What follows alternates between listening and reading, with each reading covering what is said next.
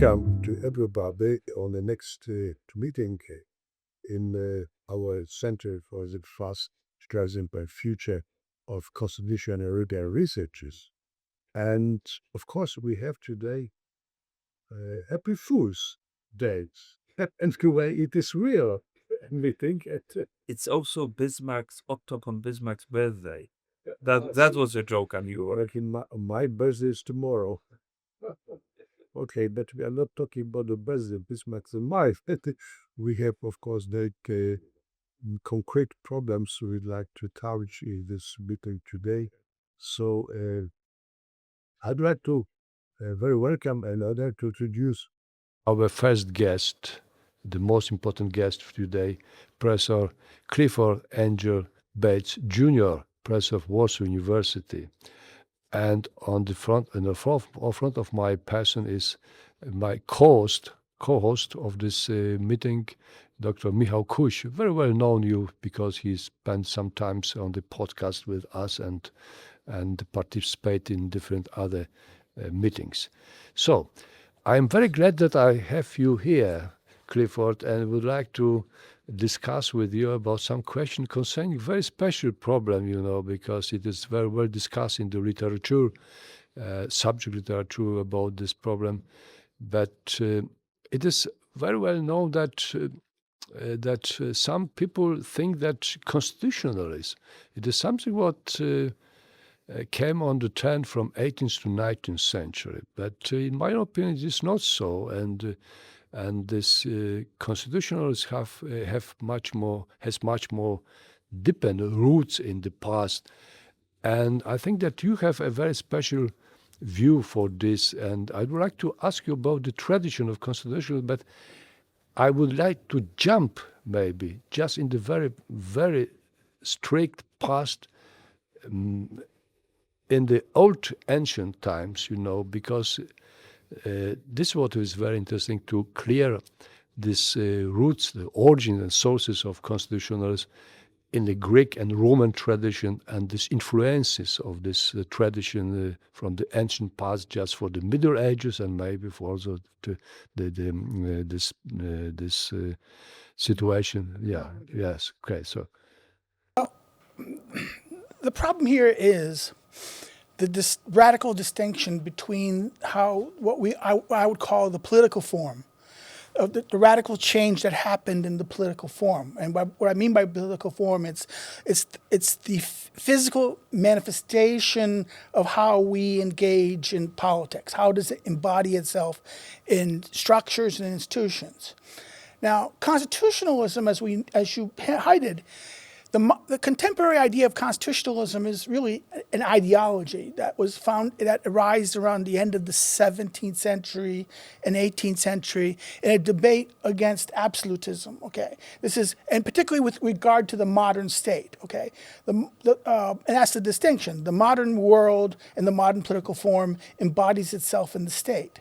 And what happened was that there was a bicameral split between autocratic structures and what we call republican structures. And that's what constitutionalism was formed within republicanism. Now, I'm correct. Although I'm a modern political scientist, I'm trained in the American system, and I focus on political science, what I became interested in is the permanent structures of political institutions and structures. And I discovered that what we tended to do was we tended to read back. We anachronistic. Anachronistic. I tried to, anachronistic. We read back into the past, the present. That's literally what the Greek word means. Yeah. To read back into time. Mm-hmm.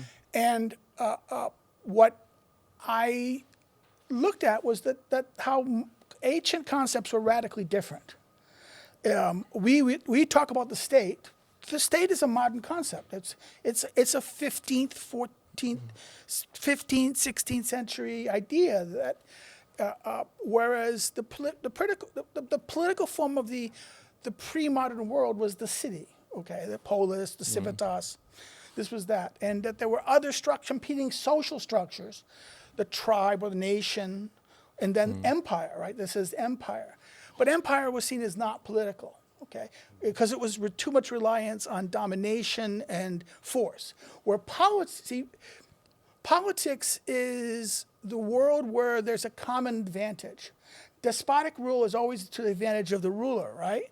And love is always the advantage of the beloved, right? So I mean, this methodologically, this is not something that might be clear for our Polish listeners, but you obviously follow Leo Strauss's and Harvey Mansfield's footsteps in many Well, ways. yes. In that distinction, the ancients and the moderns, Yeah, Machiavelli and the But state, I think but that's and the world of the even Polish. Hannah Arendt acknowledges this. Even this is not something uniquely tied to Straussianism, even though I've been influenced by the Straussians. This is something that even they kind of had a specific intent to what they were up to. But I'm following, yes, Mansfield and Manette, Pierre Manette, and what I discovered is that I discovered that to understand how we developed the state, we have to understand what came before it. And what I discovered would come before it is, if we're going to talk about constitutionalism, well, even though constitutionalism is a modern structure arising out of modern thought, there is this concept of the rule of law, or the Constitution, the concept of what the Constitution is, which is a Constitution is basically the formal, not even that. The Greek's word for the term Constitution is politeia. And politeia is a fuzzy word. It can mean citizenship. Remember, constitutionalism is tied to the concept of citizenship. Okay, this is the thing. It's tied to the concept that and the Greek world had an idea of the polis, where this was a shared life together, and that the people who rule are the citizens, right? The citizens are and I'm using the Latin word, okay, because this is the word civic, right? Civic citizens. This is a world of shared deliberation, shared common. And the rulers, those who deliberate or have a participating role in deliberation in the Greek model, these were the citizens. Where people who did not participate were subjects. And who could be subjects? Children, slaves, foreigners. Then they had no say in the common deliberation. So what a constitution is basically the form citizenship takes. It is the form, it is the shape that a constitution takes. And therefore we have to distinguish between constitution and a kind of structure that supports that constitution, okay? And this is the big insight, is that the ancient political form was shaped by the city. The city alone does not define the shape. The city is basically the matter. The citizens, the city, this is the matter. Mm-hmm. If you study ancient philosophy, you can't, in other words, matter alone is not enough to create a thing, right? It requires a form, but also requires a telos, an end.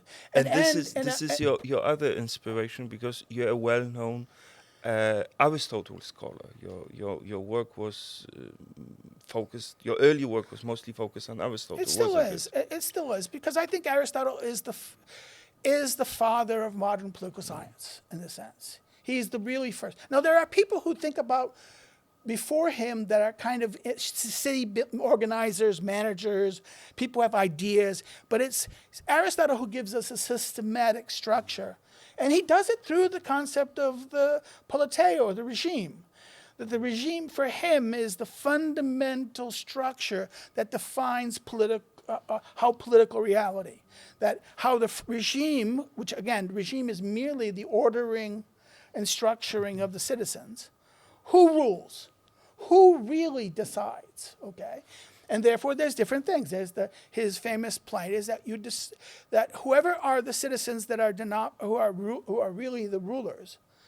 Well, who are they? What are they? Are they one, few, many? Now, political rule always has to work for common advantage. This is the big problem. Now, what do we mean by common advantage? See, this is the problem in normative political philosophy, particularly Roman Catholic inspired, and also, Platonicist concept, this idea of the good, this transcendental good, right? Oh, we have the self, this is the good, we're going to go to it. No. Aristotle argued that what is understood as the common good or common advantage is the thing that is shared amongst those who live together. It is something that, therefore, it is something that they all benefit from. Now, they don't benefit identically. There's always going to be any, little bit of, reality, statistics. Any distribution is not going to be a perfect, everyone gets the same. There's going to get some who get more and some who get less, right? But on the mean, the largest, a good distribution of power or participation would be like a bell curve, where a significant body of the citizens are benefiting. Now, what we have to understand by constitutionalism is very much, again, I repeat myself here, but tied to republicanism, right? Tied to the republic. And the concept of republicanism is not a Greek idea.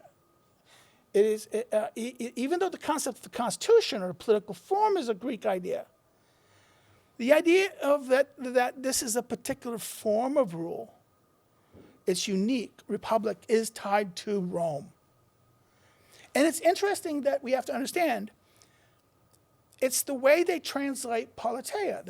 What is politeia in the Greek? Latins will translate it, Romans and Latins will translate it as res publica, right? The res publica, the public thing, like in the Polish name. Isn't it? I have a question here because there's something of a debate whether Aristotle is more descriptive or more theoretical. I think it's interesting that he looks at the Greek politeias or republics at the advent of their destruction Yes. by the imperial structure constructed by reportedly his student Alexander the Great. Mm-hmm. Well, that's true. That we could argue that Aristotle's Politics is basically ignored after he wrote it. Okay, it really doesn't come back to life until it was rediscovered by a bunch of, Dominican or Franciscan, I think it was Dominican. yeah, Dominican scribes who discover the text in Belgian. A copy of it is found in Belgium, and Morbik puts a Latin translation together, the first Latin translation. I mean, it wasn't translated Latin during the height of the whole Roman period, okay? And it's not even translated in Arabic. All the other Aristotelian texts and Platonic texts are translated in Arabic, but not the Politics.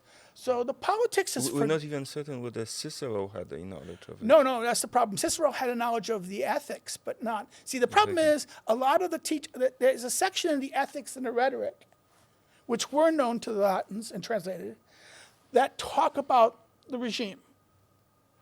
But it's not a full analysis, okay? They all turn to Plato and his Republic. Because remember, what the Republic is, it's literally, it is the politeia in the Greek. It is the regime. It would be the most accurate literal title of, this is the best regime, the ideal regime. Now, I'd really like to make a point here about there is a fundamental shift that happens about power, about structure. The Greeks didn't have, I highlighted the article, the chapter for the book, your book, that the Greeks really didn't have a problem with power. In other words, and this is tied to their concept of relation, marriage. See, and powers of fathers. In other words, there's a fundamental cultural difference between Rome and Greece regarding the family. Okay, the Greeks, it was basically a male. We look at the Arab world, the Muslim world, right, where they live in their wonderful houses, and the father dominates the things, and the wives are locked up. In the Greek world, except for the Spartans, women, the wives of citizens, never went into the streets. They never left the scope of the household.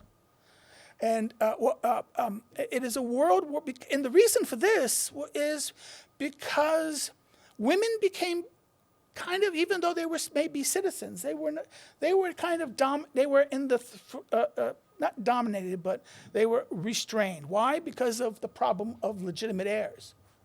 In other words, this is the classic problem. Women know it's their children because they give birth to them. Men don't. So the Greek solution was lock the women up. Okay. Only barbarians and tribes, or Sparta, which is a unique, very unique Greek political form, would do it this way. If one were to trust Polybius, Spartan men had to be convinced or coaxed into marriage. But let's not go there, maybe. But here's the other thing. So therefore, the Greeks exercised power. In fact, tyranny was a more common political form among the Greeks because they did not fear power. Kingship and tyranny gets blurred in Greek thinking. And the political is kind of opposed to tyranny, okay? Opposed to despotic rule. So political rule is a kind of non-despotic, non-tyrannical construction. This is the big divide in the Greek world. And that there's a variation of political form. Kingship and tyranny they are not considered political for the Greeks. Okay. The Romans, however, have a different thing. The Romans deal with this by the role of the power. Okay, the Greeks had a taboo. You couldn't touch your own because the Furies, the gods of blood, the gods of vengeance. And this is the famous story of Aeschylus' Oresteia, when after Orestes kills his mother because his mother killed his father. And he's doing this under the orders of Zeus, right? Because the marital relationship is the fundamental social relationship. And if you make a situation where husbands and wives are killing each other, you won't have a society. So that to establish order, that there was this, but still the Furies enforce violence. So a father would never touch their children. Why? Because they would the blood that they would spill would demand vengeance. Okay, the Furies. This is controversial, but the Furies, the Romans didn't have the equivalent of the Furies. They adopted a lot of the the Roman gods are said to be kind of carbon copies of the Greek gods, but that's not really true. In other words, the Roman gods, the Etruscan and those gods predated the Greek gods. In some ways. They were there at the same time. And what they did was they merged the two gods together. Yes.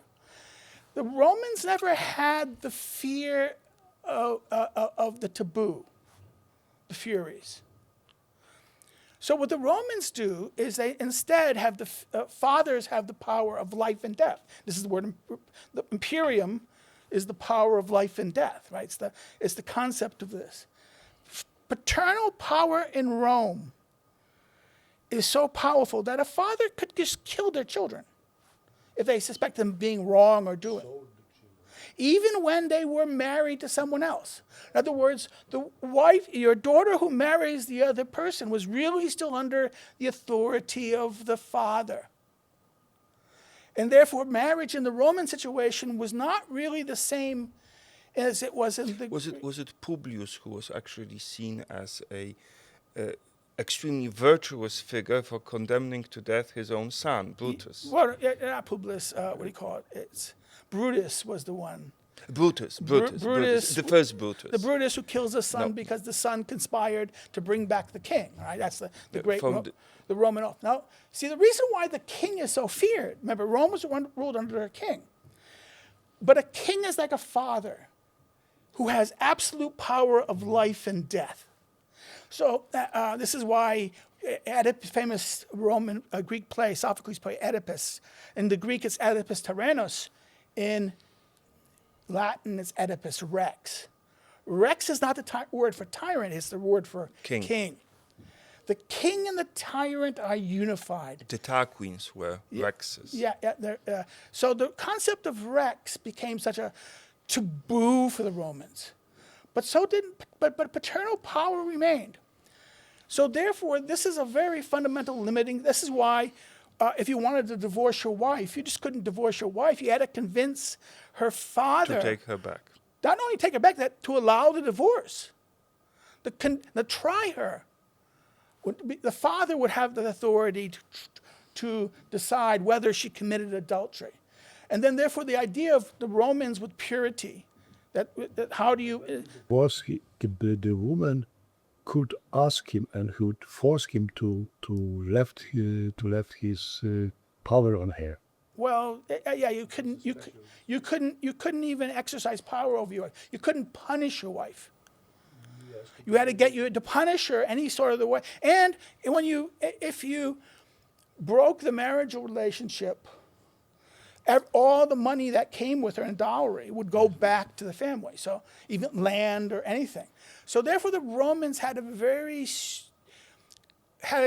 fearful construction of power. They feared power. And this is why when they formed the republic, they divide the executive authority in 2 councils, not 1. They divide the king's power up. So the concept of division of power, which is not a big idea in the Greek.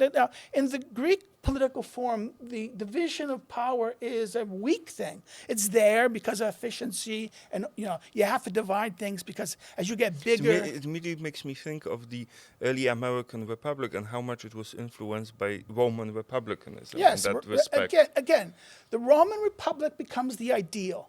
Yes. It becomes it becomes the ideal, becomes the kind of role model, because it lasted. Now the problem with the Roman Republic was, it was badly. I mean, the structure it did with the councils it was always. In other words, it was the form the Roman Republic took with the 2 councils that could nullify each other's decisions became very unstable.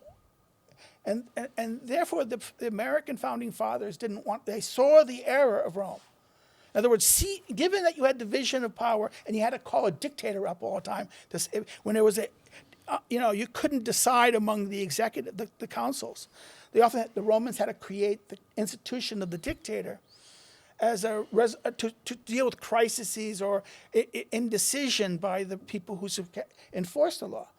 And thus we have to understand dictatorship as originally constructed was originally a construction to break the gridlock of the Republican institutions. And also it was a Republican institution. It was limited. Yes, he had absolute power, but it was only for a short time and for a short purpose. And it was controlled by the Senate. Now, therefore we have to understand the way the Roman structure emerged. This is what Machiavelli, this is what Machiavelli writes in the Discourses, that the problem was not the institution of dictatorship, but the prolongation of tenures. Yes. That, first, essentially, Caesar becomes a dictator. Well, before that, Sulla. Yeah, before that, Sulla. Sulla remained dictator for life. Yes. And that paved the way. And a very brutal one, And you have to understand, a lot of politics, a lot of structures of political things, it's precedent. Once somebody does something, it becomes the norm, right? This is the famous problem as Grisham's law, whereas once a bad practice or an error is done and it's institutionalized, everyone will do it. So therefore, the problem was, as the Roman political form, the Republic, achieved this crisis. Now, the other unique thing that the Romans did that the Greeks did not do, and this is something I kind of didn't mention, and I wish I did in the chapter, was of the problem of patronage. In other words, the Greeks didn't. Everyone, how the Greek political word, every citizen or even strangers could go to the assembly. Because remember, the assembly and the law courts are very much tied together. Okay, so therefore, and everyone in the Greek world, everyone had to make their own defense. So if you had a case against Miao, you don't hire a lawyer.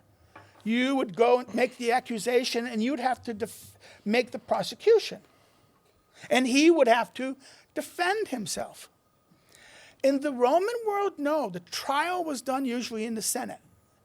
And only the people who were, You had to get a senator to defend you.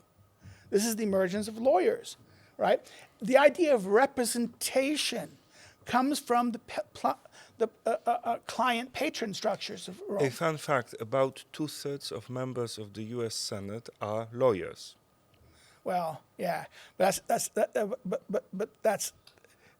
the Senate doesn't try anyone except the judges and the president. Yeah, but it does. I mean, it does have some judiciary functions. Now, what we have to understand is once the empire takes force,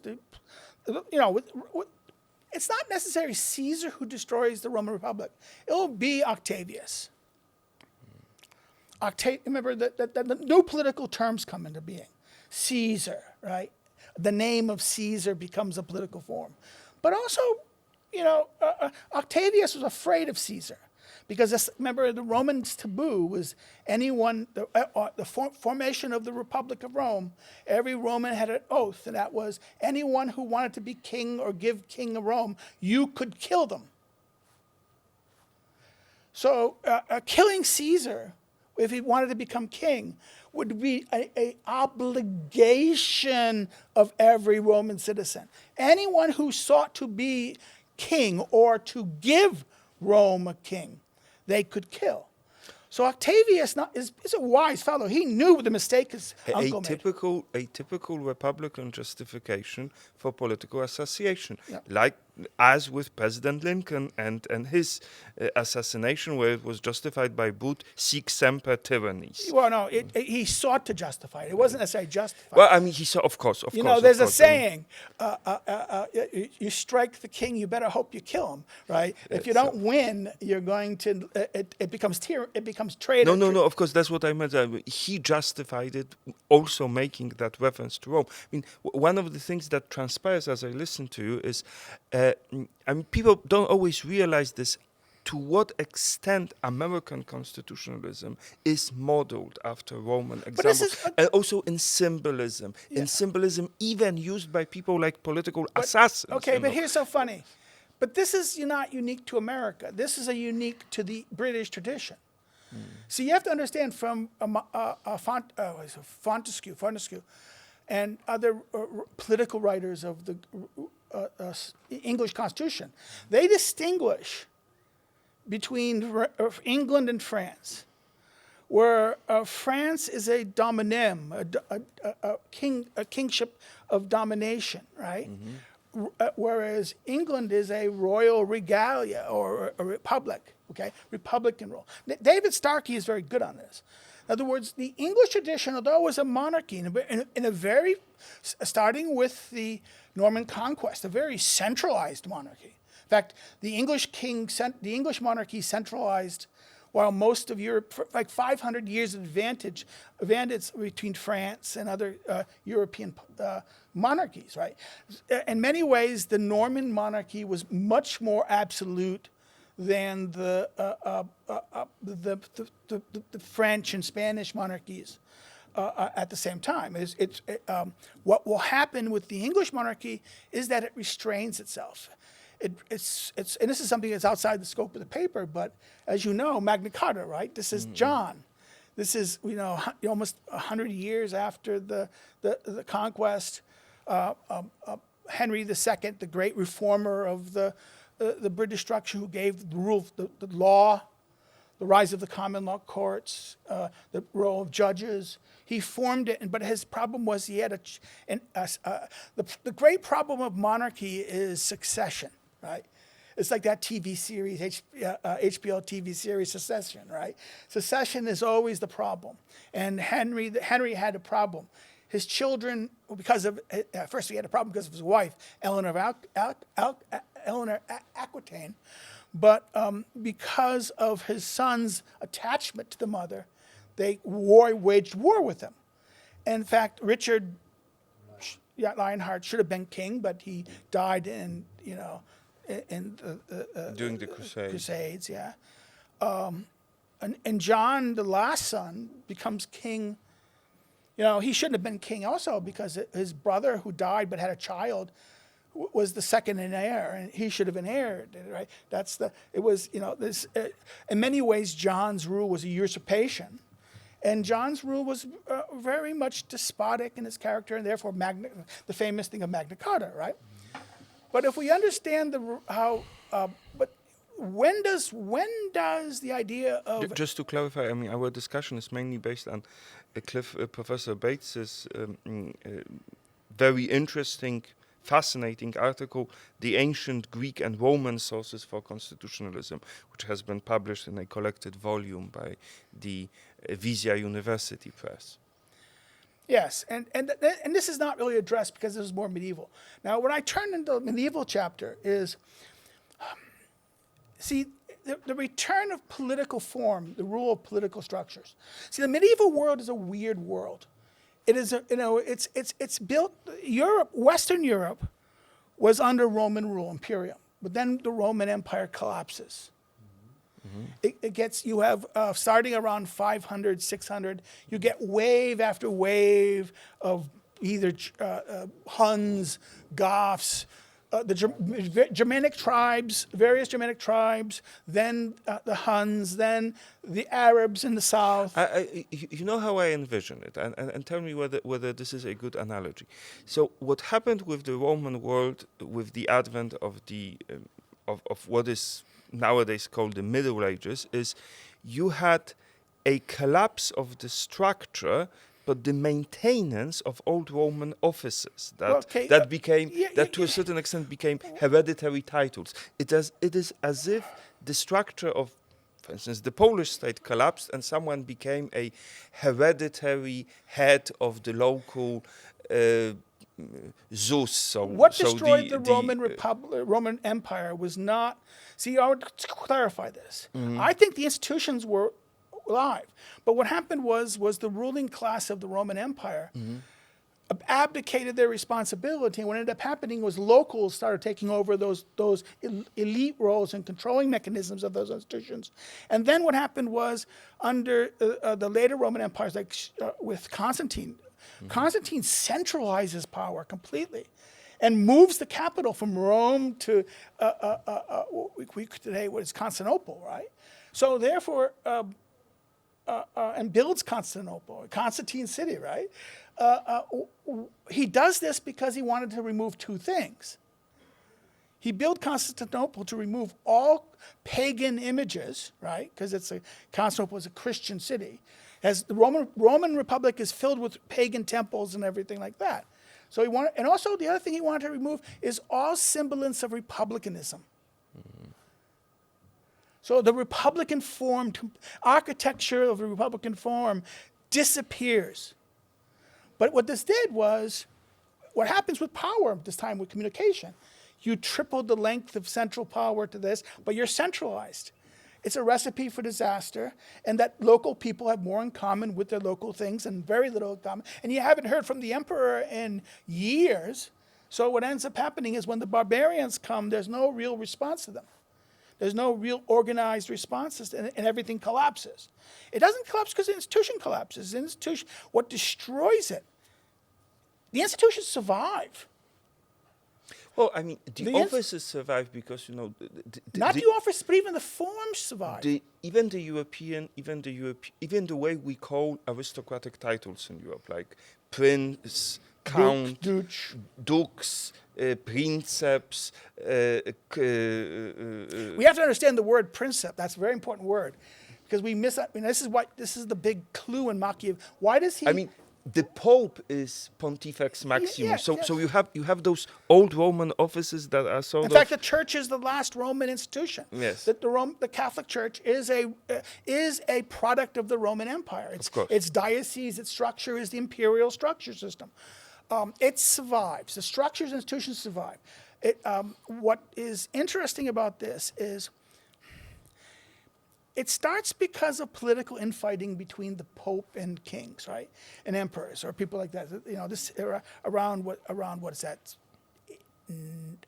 When Frederick Barbarossa, around 10th century, 11th century. Later. I forget it's. But I'm saying this. Frederick Barbarossa. Yeah, 12th century.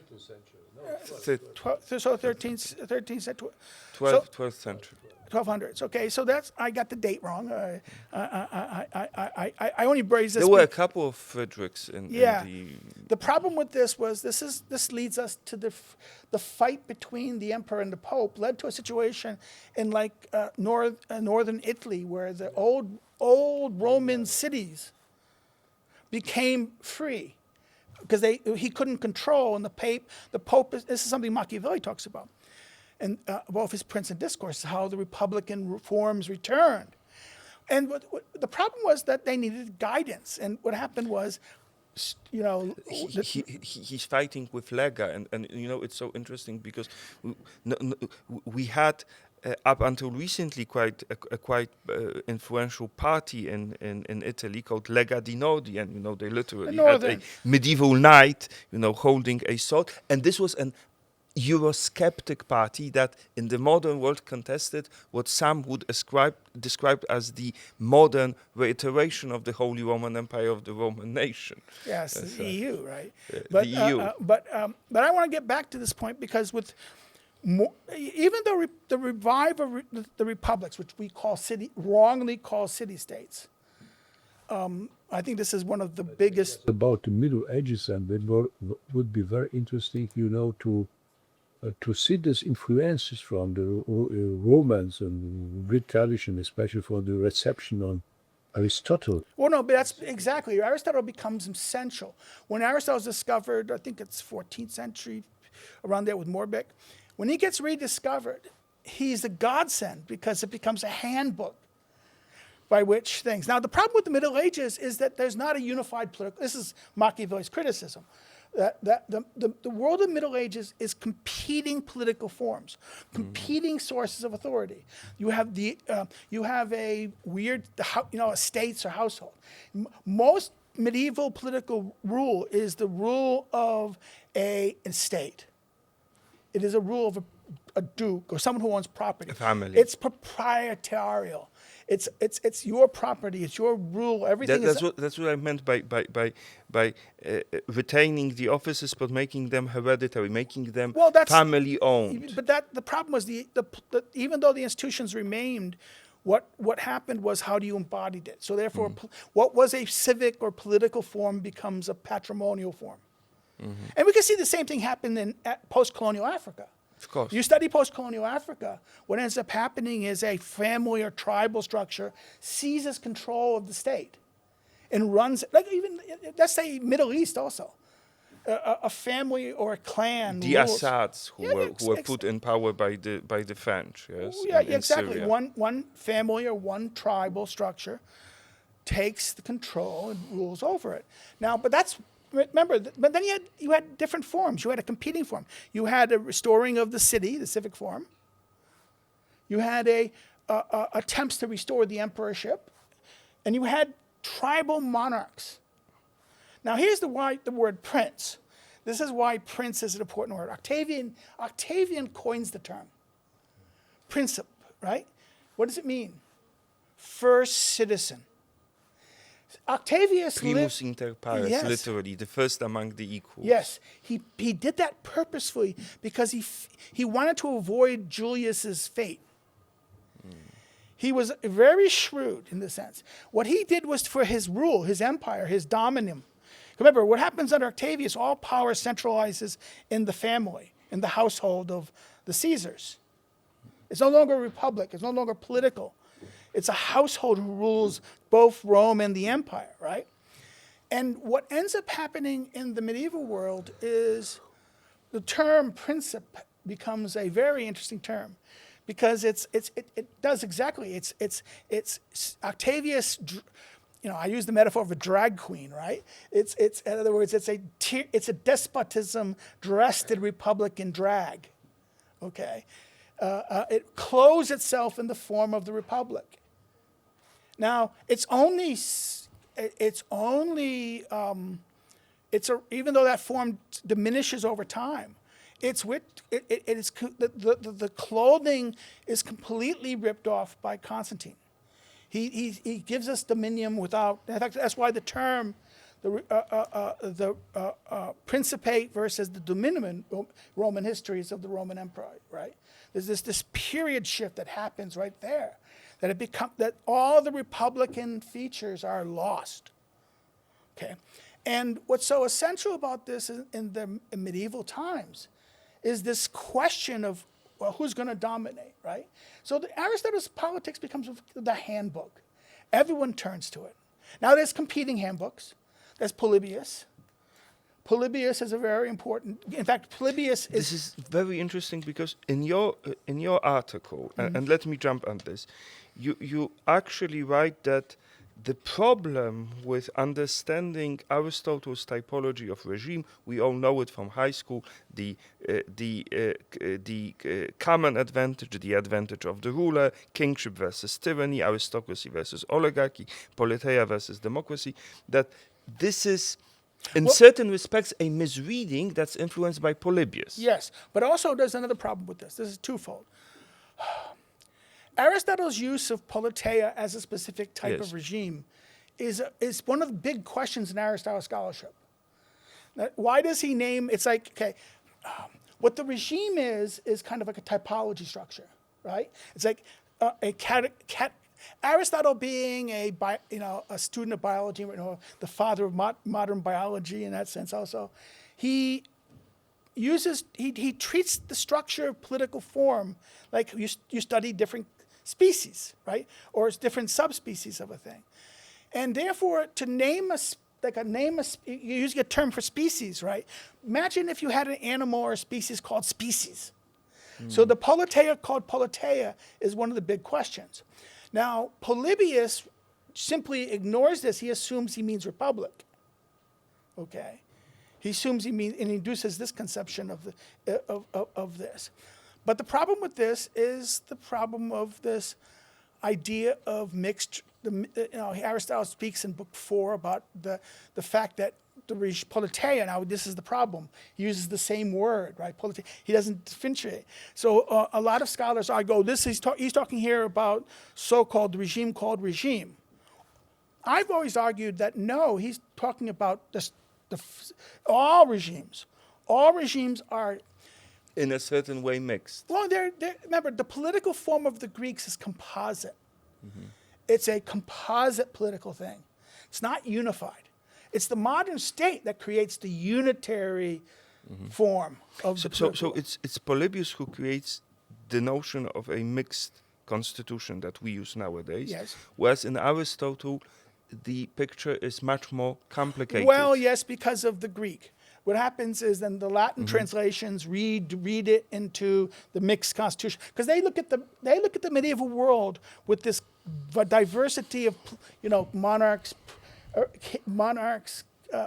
aristocrats, and commons, and say, oh, this is what he means by mixed. Okay, John of Paris will infamously interpret Aristotle this way.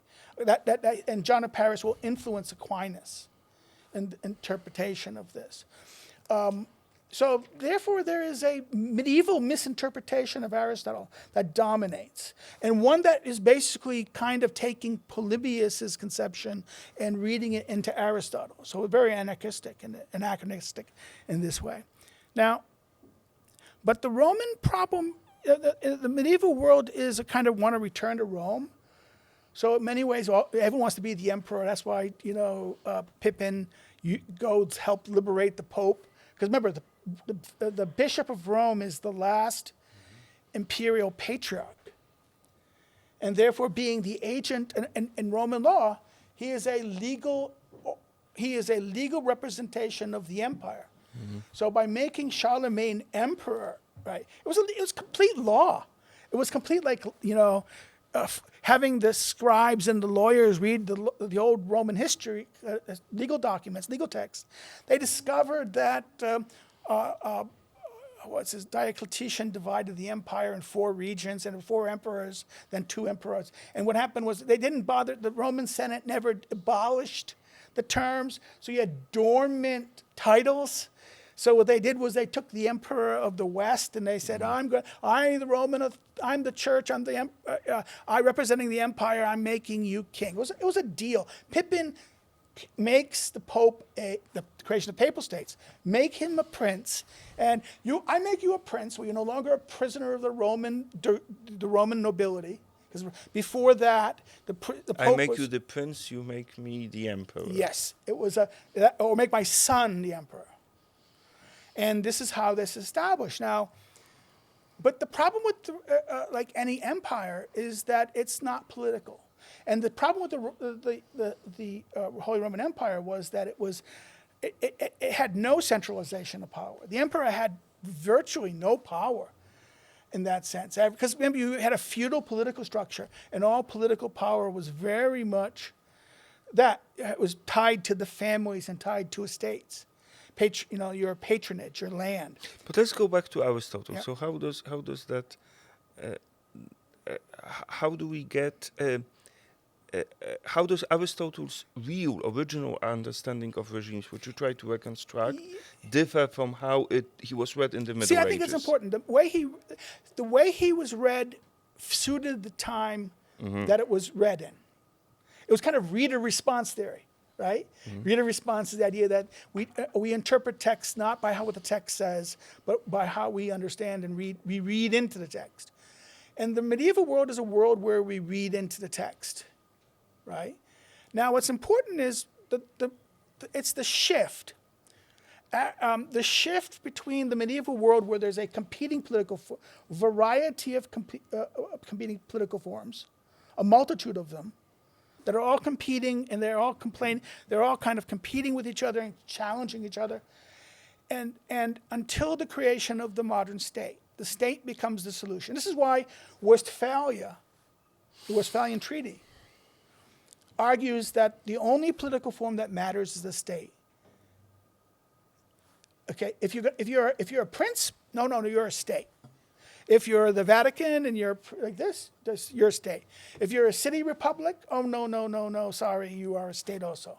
In other words, everything is reduced into states. Okay, then given that, what happens? How do you differentiate between states? It's a question of form again. The regime it takes.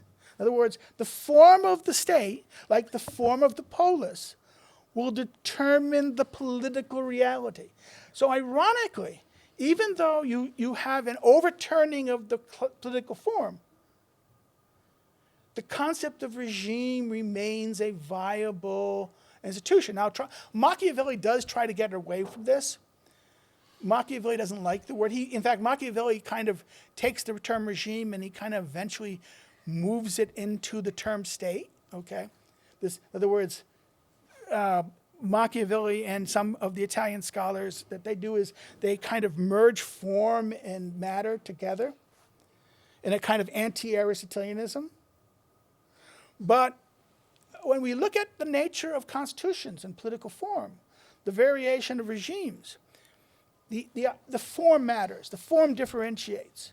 The form of the state will be determinant. Therefore, the concept of the politeia or the regime becomes once again fundamental. So therefore, to understand, and we have to understand what makes the regime. Not only is it the people, the matter, right? The people, it's their institutions, their structures, their behaviors. The people are going to differentiate by classes, the wealthy and the poor. But also, it differentiates who really controls, the rulers, the deciders. And this is, even though citizens, you may have a bunch of citizens, not all citizens are, this is the problem.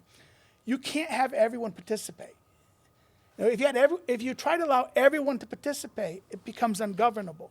So what happens eventually, this is the iron law of oligarchy, Michael's conception, Robert Michael's conception of that any large organizing structure, for it to run efficiency, it must reduce those who control. The larger it gets, the smaller the deciders have to be, otherwise it breaks down.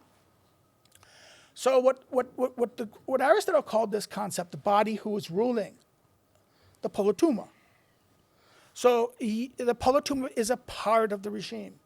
Therefore, you have to look at who really rules to understand the regime, their way of life, the people's way of life, their values, their understanding of what is just and unjust. So the regime is not merely a formal legal structure. It is also a clue of the, in fact, this is the old word constitution, right? Remember the original English concept of constitution was about your health, Yes. your status. That's why we call in the older, Stout constitution. and also that for you know instance. I'm going for my morning constitutional, right? That's old. It's something that would be constantly used in the 19th century, where I'm going to go for my walk for my health, my constitution, your health, your status, your situation.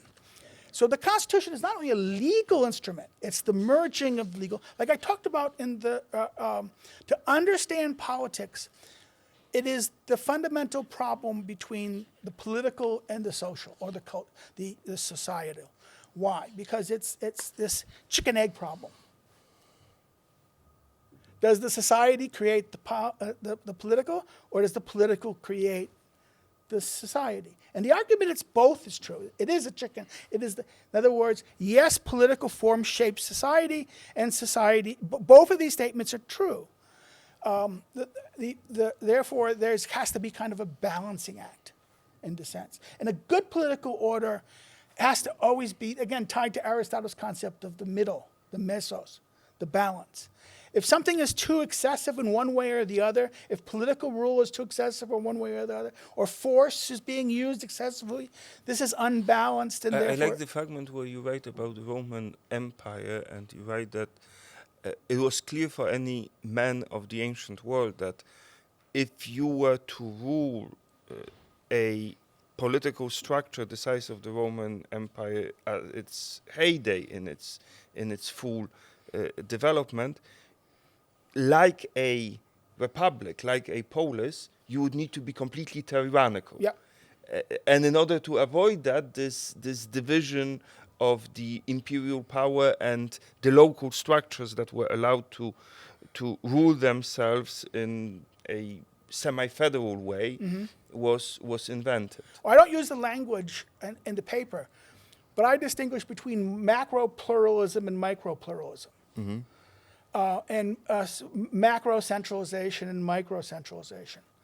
Most control freaks are micro-organizers, right? They control everything, right?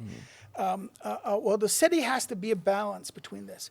The empire, now this is the problem. This is something I didn't address in the paper, and it's the concept of the problem of the Roman word, because it's in German it's the Gemeinschaft, Gesellschaft problem. Gesellschaft.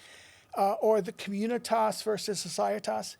The ancient political world is a politics of communities, or koinonia, right? This is, see, the Greek word, the Greeks don't have a word for society. They have a word koinonia, which is kind of both society and this, but the Latin word communitas is a shared life, whereas societas is contractual, it's legal. So the Roman Empire shapes itself as basically the Roman Republic, under the empire under the Republic, is basically Rome, one city, is in societas with other kingship cities and like this. So what happens with the Roman Empire is that this relation of societas has become politicized. And what ends up happening is the modern political form, and this is not in the paper, but this is important, the modern political form emerges only because you don't shape a community, you shape, in other words, this contractual. The societas is a contractual relationship, involuntary. Whereas the ancient political form of the city was not voluntary. There were some elements of voluntariness into it, but you were born into it. It was there. It's not a choice in that sense. Now, what's so important here is that the modern form rests on the modern state, emerges out of societas.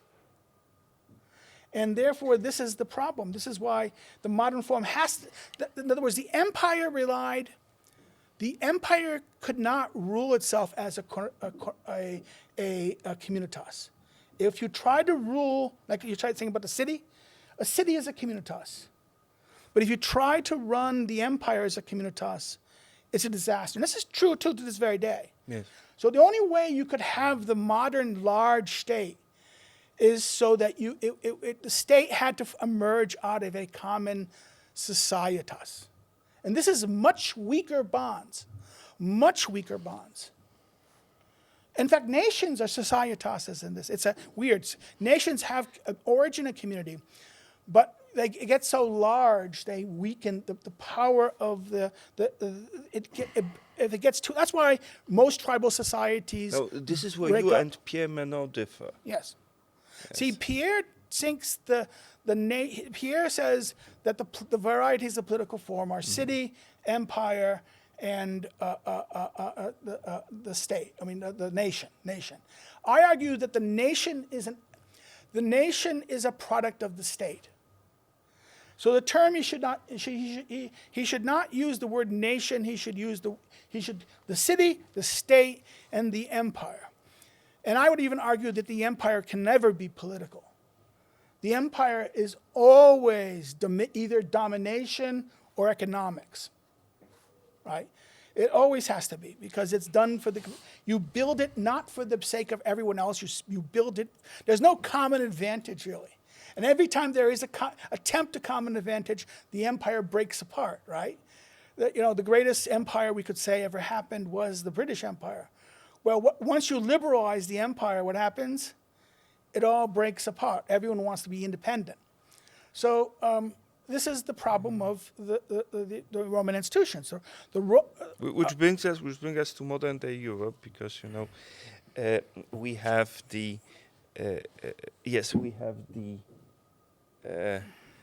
we have a Polish writer. He's a controversial figure, I'd say, nowadays because of his biography, but nevertheless a good writer, Ryszard Kapuściński, who wrote a book entitled Empire. It was a book about Russia, about his travels to Russia, writing that Russia is this last real empire. No, empire, if you understand empire in terms of domination and Yes. dominion, yeah, maybe. China probably has a better claim than Russia. But They cooperate, you see. we have to distinguish, this is the difference. The Greeks have a better word for empire. Hegemony. Hegemon. And hegemons are usually the dominant power. In other words, who has the dominant power? Who decides the game, right? And this is why... But what always fascinated me, because I'm a student of Professor Bates. I wrote my MA under him, so I let the cat out of the bag on this one. Is this distinction when you said, I remember it was during the introductory lecture to American politics, I still remember this very clearly, and you come back to that thought, that something that is based solely on power or gain is not political. It's just administration. There's not a real political element to it. And I thought, what a interesting thought when I was a student. But this is the big problem with the EU. That the EU emerged out of an economic cooperation. It was always understood economically. It wasn't understood politically. In fact, there was a deliberate attempt to avoid the political question. Now, eventually, as we go into the 21st century, you can't escape that question. And they still want to avoid that question. They believe we're beyond politics. This is all the what we call the intellectuals defending the EU. We're beyond the state. We're trans-political. And this is just, I don't want to get crude, but this is just a masturbatory fantasy. That you can never escape the political. You can never escape force, coercion. Coercion is a fundamental product of human association. You're like Foucault now. Well, no, but there's a difference. Foucault liked it hard, and I'm not a sadomasochist like he, but force is not alone. Force alone is no longer human. You're an animal. It's brute. We have to have.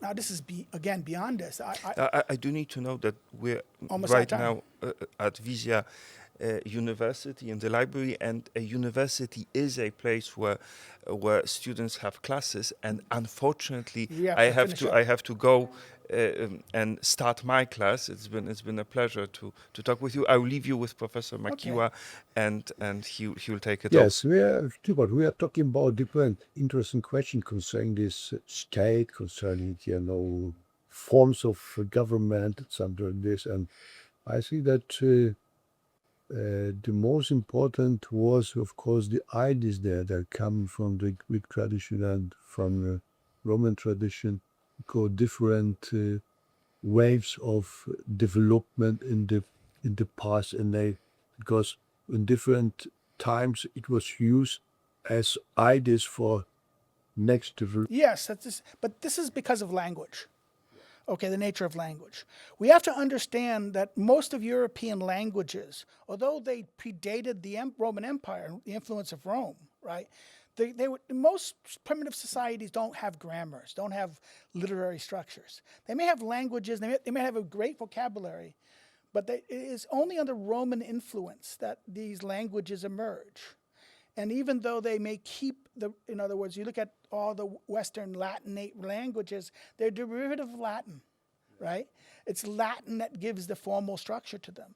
And therefore, it's the Latin terms, in other words, the names of things remain. And what happens for political form, this is very important, because they inherit the Roman Empire.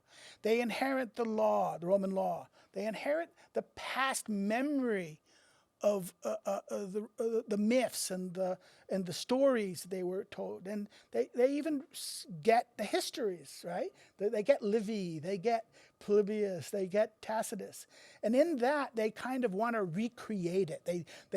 It's Roman Empire is like a past that we want to return to. That we want to reclaim the glory of Rome, even though you might be a tribal ruler among the German tribes, you want to be the Roman emperor. You want to establish this.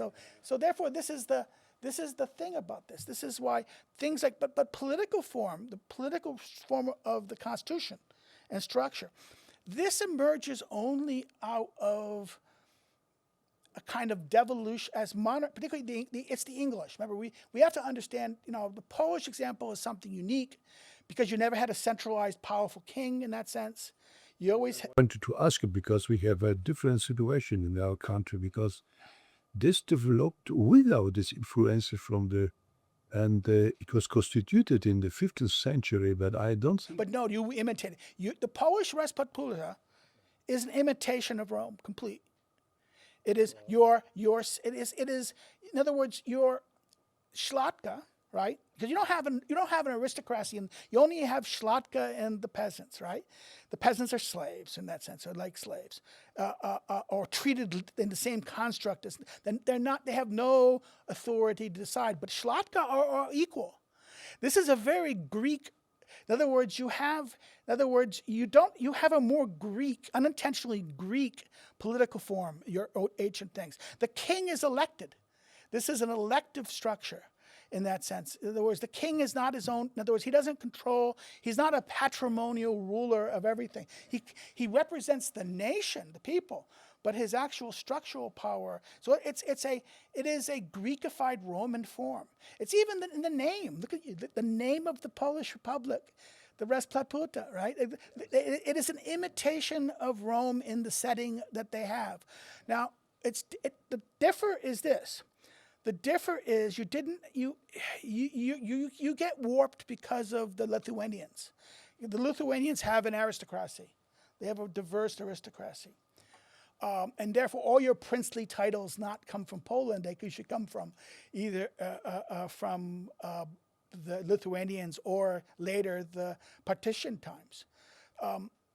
So we have to always understand that I would argue that the Polish political tradition, before it's destroyed by the partitions, is a more ancient form than a modern form. And the May 3rd Constitution was the first. It was an attempt to give a state to the Polish state. Well, now it failed. It failed because of external, both internal resentment of the aristocratic classes, afraid to give up their power, cooperating with foreign powerful states like Germany and Prussia, right? Therefore, this is a very much a failed. In other words, this is that you didn't have the moment to become a state. You had a political form. It was a royal political form within a republican structure. It was similar to England. But the problem with England is they had a powerful king. So in other words, Poland in many ways imitated the French and the Spanish. That is, they sought to centralize monarchical power at the time of Augustus, right? The king under the time of the 3rd of May Constitution. Now, I may be off base here. I would argue that if you look at the English tradition, is you had a very centralized monarchy with the Norman conquest, but that gradually decentralizes. In other words, it devolves power. In other words, the king can't do everything, so he creates a parliament. And what parliaments in the French model are not deliberative bodies; they're courts, right? That most parliaments of European structures don't exist. The same is a deliberative body. It's unique among the medieval parliaments. And the Hungarians and the Poles are kind of unique in that situation. But it was demolished in the 16th century. Yes, exactly. Because why? Because the kings want to be centralized. They believe they follow the Prussian example.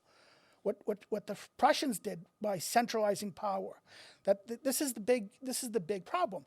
The state can go in two directions: either centralization of power, or what the English are doing. This is the famous divide in political science literature or the political theory literature. Oh, the 16th and 17th centuries, this contest between constitutionalism and absolute rule. No, I'm sorry. If there was not absolute rule in England under the Normans, you would not have decentralized constitutionalism.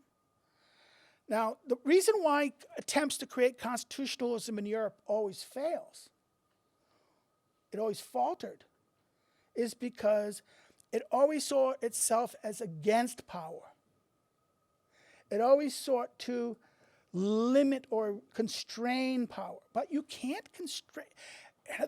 You can't constrain what you don't have. In other words, this is one of my problems with the PIS people, who have a kind of medieval construction of power. They want power for the state, and I agree with them on that. The state has to have power, whereas the old what is the Corvin-Mikke crowd? The Corvin-Mikke, now he's a Confederacy. The League of Polish Reality types I met when I first came to Poland used to believe in anarchy. They were anarcho-capitalists, right? Give us monarchy. Well, I'm sorry, that doesn't work. You cannot run a society that way. It simply won't work. You have chaos. It will fall apart. You have this patrimonial rule of families, and that would just be, I'm sorry. Corporations or private forces are just as despotic and violent as the state, okay? The state has a check on it. That is the people. That is the body politic. So but the state, if the state does not have enough power, then private factions will take over it. So you need to have a powerful state, but at the same time, it can't be all powerful. Again, this is a famous utility curve, right? In other words, this idea that we can have absolute power. I'm sorry. There's a famous law in economics called the law of diminishing marginal returns. Like the more is not. There's a point. We believe the more the better, right? The more the better. The more pleasure I get, the better. The more happy I will be, right? But there's a problem. We get to a point where what? You get less and less benefit. This is the problems of alcoholics, problem of drug users. They have to use so much drugs in order to be happy. And they have to therefore harm themselves before they can get the kind of high they used to have. It's a curve. It's a utility curve. You hit a Pareto optimality point of benefit, and then you start getting negative externalities. Power is exactly the same way. So the more you try to institute power, it all of a sudden starts to have negative consequences. So therefore, this is why you cannot, in other words, this is why tyrants always end badly, is they want absolute power. They want to dominate. They want to have control. This is why micromanagers always destroy themselves. Why? Because they want to have so much control. This is why delegation and devolution of power gives you more power. It seems contradictory, right? In other words, what ironically happens in the English model, by devolution of power, the state becomes more powerful. As the king gets weaker, the state gets powerful. Yeah, that's very interesting conclusions, and so that's. I would like to say that this very interesting questions what you touch in this in your expression. So I think that maybe we shut now, and I would like to thank you very much for this. But maybe I think that maybe we'll return to these questions maybe in the future in the next. Can I recommend a book to people who watch this? There's a very good book. I'm forgetting his name. It's called The Origins of Politics. It's by a New York Times editorialist who studies biology, who wrote very good books on evolutionary science. That I think it's we have to understand politics in terms of our biology and our lived experience and our interaction between our animal nature and the environment we live in. And there's this interplay here between this, and I think this is what history is the past behaviors, the things that shaped what we did, what our ancestors did, and what our common past gave us. And I know you're a historian, I'm lawyer. lawyer. Okay, you're a lawyer, but Oh, the lawyer, but working on the ground of the history, of course, legal history. But this what was very interesting for me. I noticed in your expression that, and this might be line I'd like to continue because I don't quite agree with you that this old influences from the ancient tradition and some like this Middle Ages tradition were very important for this grounding of the Polish state because well, this is a controversial position. There's some people like that woman from Krakow who's written books on this topic. That I think she overstates it. I agree with you. It's not a complete copy or imitation, but it's because it was read in the end of the 15th century. This constitutional this state was read in the end of the 15th century and the beginning of the 16th century after the constitution of Michał. Everything was decided, how it was in, what is the constitution in the Polish. well, I admit my weakness here. Course, and they made this themselves without these influences, but in the struggle between them and in the struggle with the king, also in the cooperation with the king. I prepared now a book about the book is called Constitutional History of Poland from the 15th to the 18th century. And there we have the very interesting evolution, how it was with this constitutional state, what was formed in the 15th century, because it was, but I agree in one point that really in the 16th century, they made very important reception of the ideas from the ancient. Yep. And they use this in the discourse, political discourse. They consciously did it. We have to distinguish between the unconscious versus the conscious. And I think you're right. At that time, all of a sudden you have a massive flux of Latin texts coming in, and therefore now they have written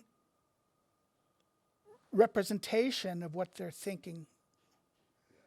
and it reinforces them, and it gives a vocabulary that they before they lacked. In other words, they had the memory and concepts, but not the vocabulary. Yeah.